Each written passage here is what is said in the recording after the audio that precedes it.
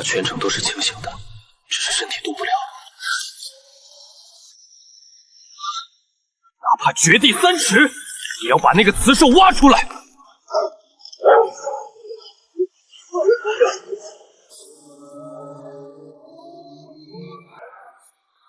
王，您这是？谁敢对王下手？我到底穿了个什么离谱身体？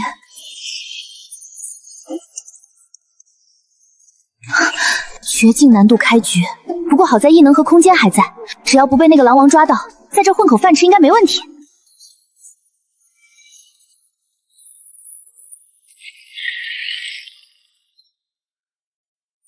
木系异能，小生一击。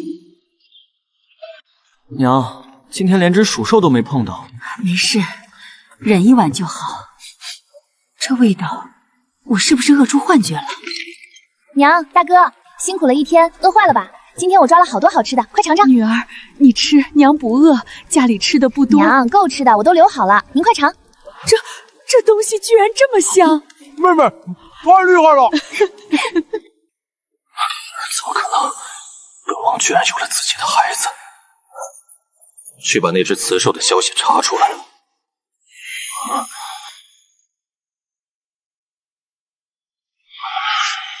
那只小白兔，你跑不掉的。吃饱了，明天继续搞切。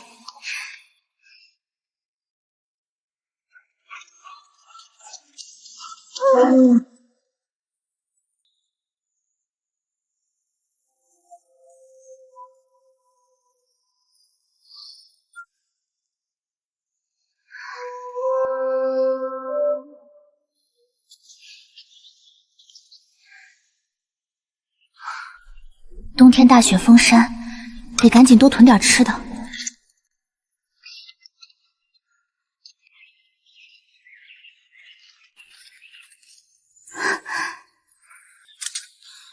他在刨草，那草能有什么吃的？这个叫萝卜，能吃的好东西。这我们真能吃？你们要是不放心，就等等看我会不会出事。我要是没事儿，你们再来挖也不迟。他竟然敢亲自以身试食！要是这真能吃，他可是部落第一个发现新食物的功臣。其实我就是知道这是萝卜而已。都是属下无能，没保护好王，竟让白之翼那个雌兽混到王身边。不过王您放心，那个白之翼现在落到兔子堆里了，只能靠啃草为生。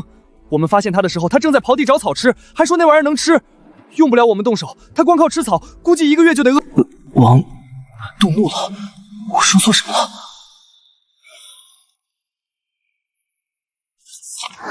白之翼，下去吧。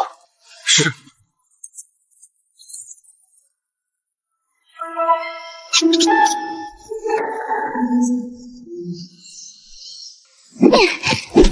肚子怎么沉甸甸的？要是来一阵风，把这些全吹下来就好了。不会吧，真被我说中了！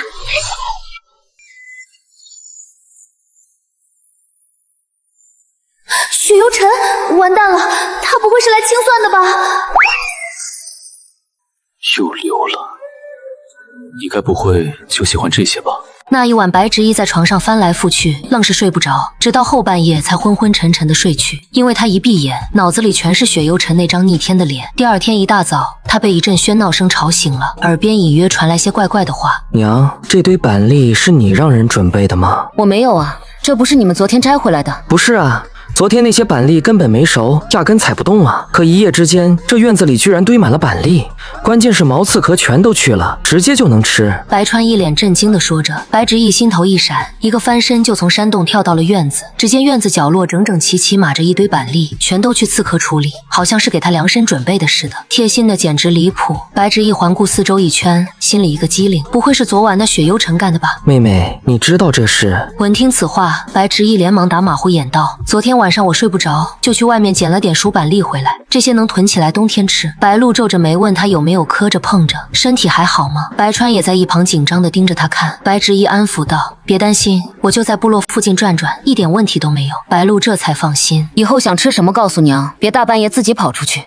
太危险了，哪怕就在家门口也不行。白执一连忙点头，他是真不敢在半夜乱跑了。雪幽尘果然不是一般人，那身上的压迫感简直能把人拍晕。兽氏大陆最强等级就是9阶异能，听说他已经是9阶巅峰，光动个脚趾头都能把他秒成渣渣。结果他今天竟然直接把板栗送到他家门口，这是在敲打他，还是表态他已经知道他的住处？一想到这，白执一整个人都难受香菇了。小伙伴喊他一起出去采摘，他硬是没敢动地方，生怕又撞上那尊大神。等大家都出门了，白执一才悄悄溜到二哥白雷躺着的地方，伸手一把脉，发现二哥的情况依旧没变，他还没找到真正的灵药，只能靠木系异能一点点的帮二哥清毒。时间久了，二哥应该能醒。这几天白执一几乎都缩在家里不出门，不过他娘白露却每天大丰收，猎物多到都快堆不下了。白执一也变着花样下厨，给家人做好吃的。饭桌上，白露感慨万千，最近这运气好的不得了，天天遇上被追杀的野兽，我和你老舅轻轻松松就拿下了。闺女你放心，吃不够娘再出去给你打几只。因为连续几天的收获，白露信心暴涨，她能感觉到女儿饭量越来越大，但还好自己打猎也越来越有手感。白执一也察觉了自己现在怎么吃的越来越多，而且饿的也越来越快。虽然他努力节制，可每天大半的食物还是进了他的肚子，但娘和大哥却看他眼神都亮闪闪的。因为白执一刚被赶回来那会儿，一句话也不爱说，饭也吃不下，瘦得跟猴似的。如今能吃能笑，一家人看着他都乐开了花。白执一从没怀过崽，所以压根没意识到自己为啥能吃得这么猛，并且打猎这事，白执一是真有点摸不着头脑。他娘最近运气爆棚，打猎次次大丰收，几乎天天都能扛头野猪回家。要搁以前2、3天猎杀到一只野猪都得谢天谢地，以至于他这几天大鱼大肉吃的嘴都腻了，竟然开始惦记起大米饭和馒头香了。吃完早饭，他就喊上之前一块采摘的小伙伴们，还拉上大哥白川一起上山找吃的。小伙伴们得到消息后，全都激动的不行。白执一，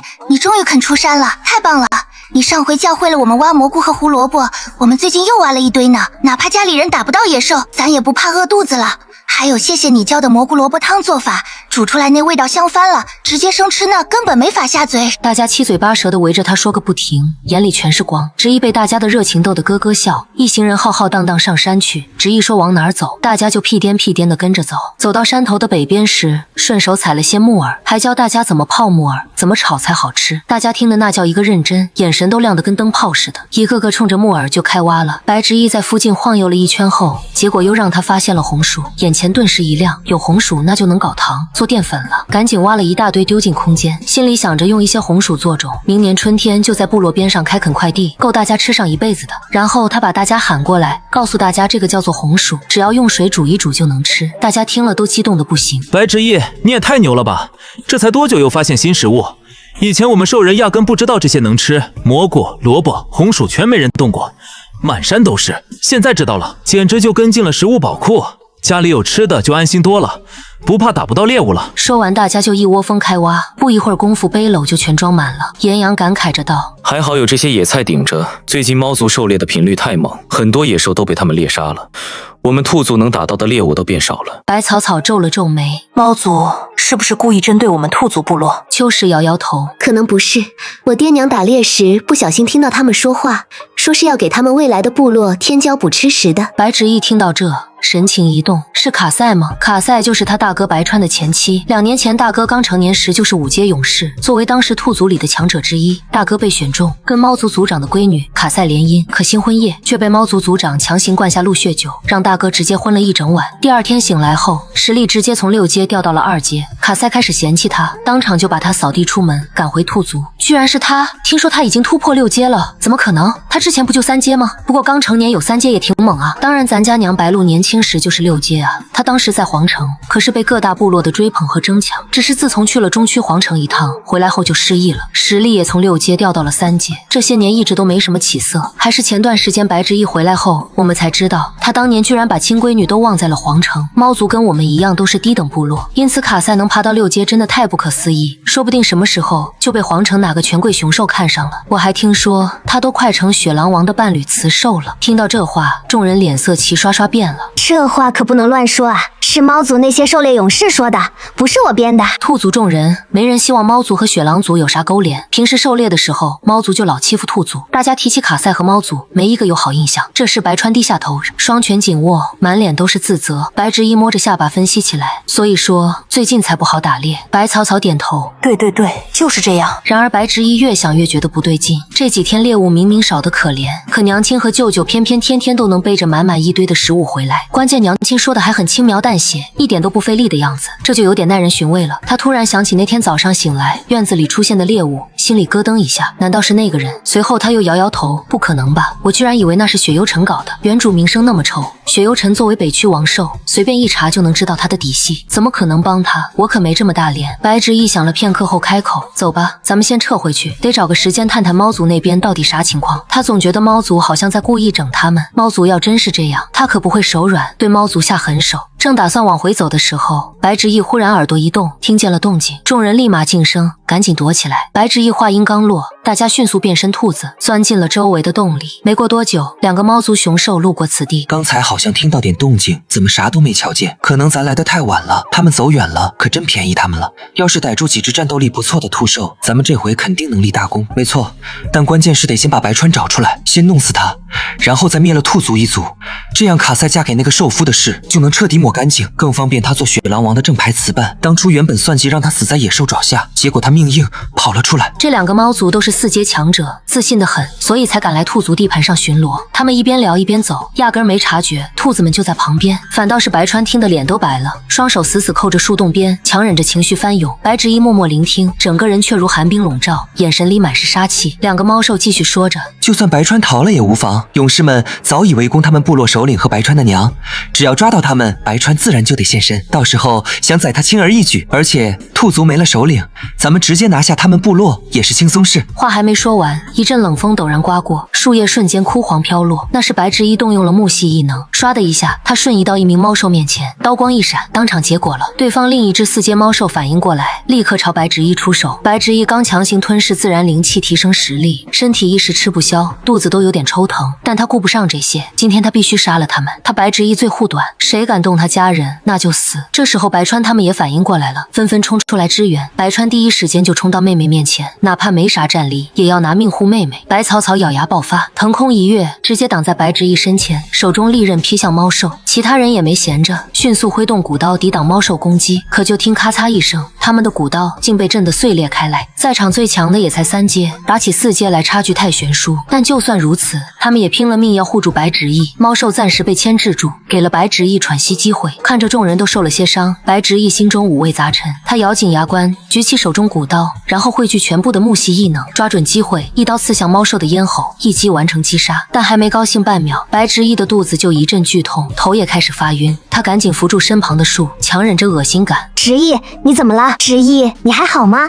我们赶紧送你回去。大家都顾不得震惊他的战力，一窝蜂上前关心他。白执一稍微缓了口气，才开口：“我没事，辛苦大家了，真的谢谢你们。”他看着伙伴们的伤势，满脸愧疚道：“等回去后，我给你们治伤。先回部落，等我说完。”白执一变回兔子本体，要往另一个方向奔去时，白川一把抓住他：“妹妹，别去。”他已经猜到白执一要干什么了，但白执一头也不回：“大哥，我非去不可。放心，我不会有事。你快带大家回部落，告诉所有兔兔，立刻进入战备状态。我担心猫兽会出其不意地杀进我们部落。”听到这话，大家这才意识到事情的严重性。此时此刻，保住部落才是关键。说完后，白执一再次凝聚异能，他记得母亲的气息，大概感应出模糊的方向，确定方位后，他便化作一道光影飞驰而去。而此时，白鹿正和白执一舅舅并肩作战，6个猫族勇士把他们团团围住，眼看骨刀就要刺中白鹿，白执一顾不得其他，一头冲进包围圈，护住娘亲，急速吞噬异能，横扫全场。可他的身体也因此超越身体极限，顿时喷出好几口血。执一，白鹿惊呼了一声，脸色吓得惨白一片。白执一整个人都快站不稳了，他本来算准了异能不会溢出，可怎么肚子突然这么疼，疼得他连异能都凝聚不出来了。与此同时，正闭关中的雪幽尘似乎察觉到了什么，立刻破关而出。他经过之地，寒气如潮水般蔓延，吓得雪狼们个个脸色大变，一时间以为是魔族杀到了。可部落没有传来任何战鼓声，这才意识到主子是主主动终止闭关出山了。众人心里满是困惑，修炼中途出关，对修为可不是小事。主子究竟遇到什么了？雪幽尘风驰电掣般冲到白执意身边，一手扶住他几乎倒下的身子，同时衣袖轻轻一挥，那6只猫兽像破布一样被扇飞了出去，800米远，个个倒地吐血，再也爬不起来。还没等他们开口求饶，身子就直接炸成了一片灰烬，看得白大山瞠目结舌。他转头看雪狼王时，双手双脚都不知道往哪放了。白鹿也只觉得身体发怵得很，这辈子哪想到他们这些小小的兔兽居然也能见到雪狼王了，更别说雪狼王还怀里抱着他闺女，他连动都不敢动，更不敢开口问。那身上冷冽到极致的气势，让他们连迈步都不敢了。场面突变让白执意一下愣住，还没等他反应过来，一股温暖的力量就缓缓注入了他体内，原本剧痛的肚子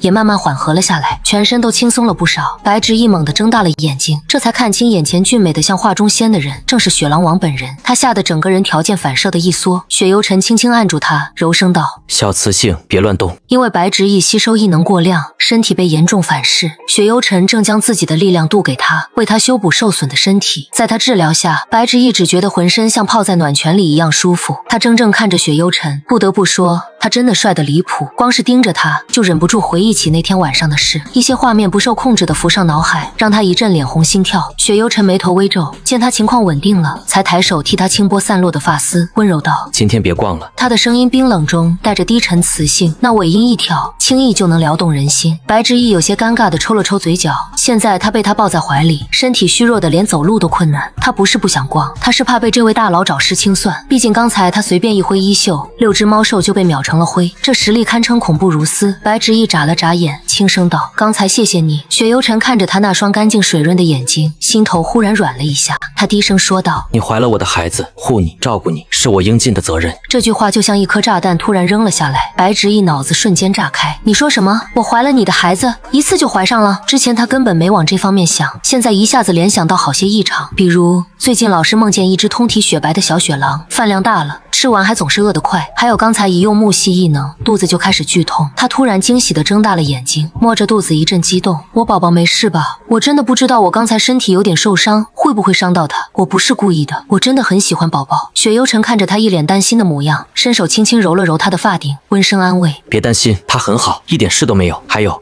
谢谢你愿意为我孕育子嗣，我知道这会很辛苦，接下来我会好好照顾你。白执意这才松了一口气，那就好。等雪狼王雪幽尘亲自抱着白执意回到部落后，整个兔族部落瞬间沸腾了。雪狼王不但干掉了来偷袭的猫兽，还把白执意肚子里的孩子也保护好了。兔兔们喜气洋洋，觉得从今以后部落稳了，再也不怕猫兽来犯了。山洞里，白执意坐在石床上，看着床边那个气质清贵的雪幽尘，总觉得自己这个破山洞怎么都配不上他这股仙气。他能来，真是太委屈他了。但雪幽尘却一点都没有不自在的样子，温柔开口：你身体还有哪不舒服的地方吗？白执意摇摇头：没有了，现在感觉好多了。吃下雪幽尘给的灵丹后，本来像碎掉的身子，现在只是有点虚弱。他还给他灌了大量力量，那些可是珍贵无比的能量，他却毫不犹豫地给他用上了。原本看着冷若冰霜的这只大白狼，其实温柔的让人心里发软，尤其那双眼睛带着浓浓的关心。可白执意心里还是不敢多想，毕竟他是因为他怀了他的孩子，他才这样待他。白执意对上雪幽尘的眼神时，只觉得那双绝艳的眸子能把他的魂都勾走，心跳得跟鼓似的。他心头一慌，低头小声说道：那天晚上其实我不是故意的。话一出口，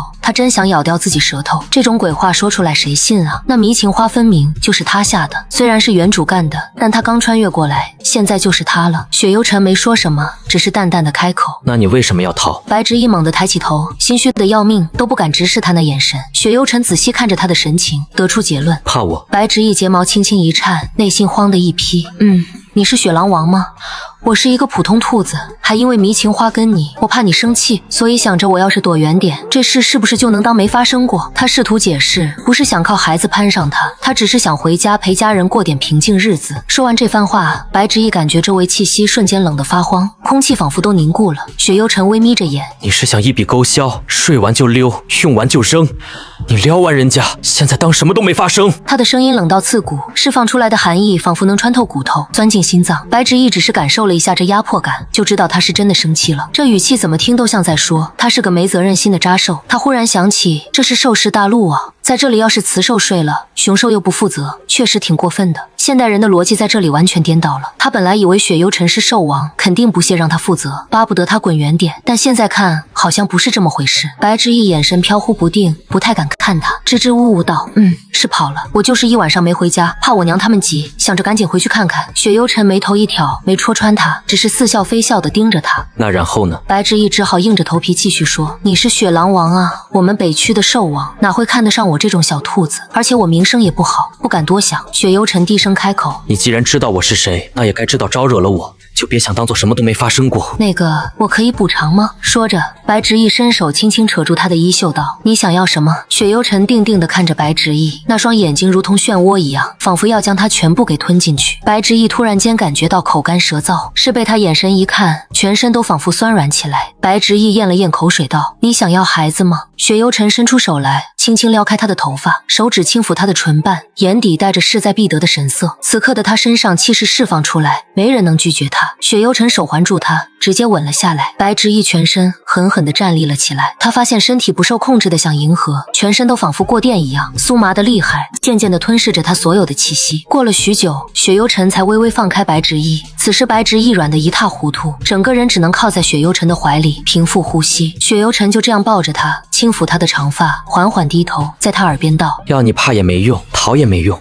招惹了我，便不能当做什么都没发生。从今往后，我是你的受夫。”他要的是他的全部。白执意听到这番霸气十足的话，只觉得心弦都狠狠颤动。受夫雪狼王雪幽尘成为他的受夫，这是白执意想都没敢想的事情。白执意也知道，在绝对的实力面前，他的任何反抗都没有用。不过雪幽尘做他的受夫，他真的不吃亏。不过似想到什么，他开口道：“那你也不能跟猫族卡塞扯上关系，他要为大哥报仇，绝对不允许卡塞攀附上雪幽尘。若是卡塞真的攀附上，雪幽尘背后有雪狼族撑腰，他要为大哥报仇就很难。”听到这句话，雪幽尘清冽的眼眸中眼波似水，神色比刚刚柔和了一些。他好似宠着他道：“没有别的雌兽，除了你，没有任何雌兽。他要是惹你不高兴，那便灭了他。”雪幽尘轻飘飘地说出这样一句话来，仿佛只是最简单的一件事，或者灭了整个猫族，只要你高兴。白执意心弦狠狠一颤，他看向雪幽尘，对上他温和又淡漠的眼眸，意识到他是认真的。白执意可不敢拿瞧雪狼王，没事，我自己来解决吧。他不是依靠别人的人，若是依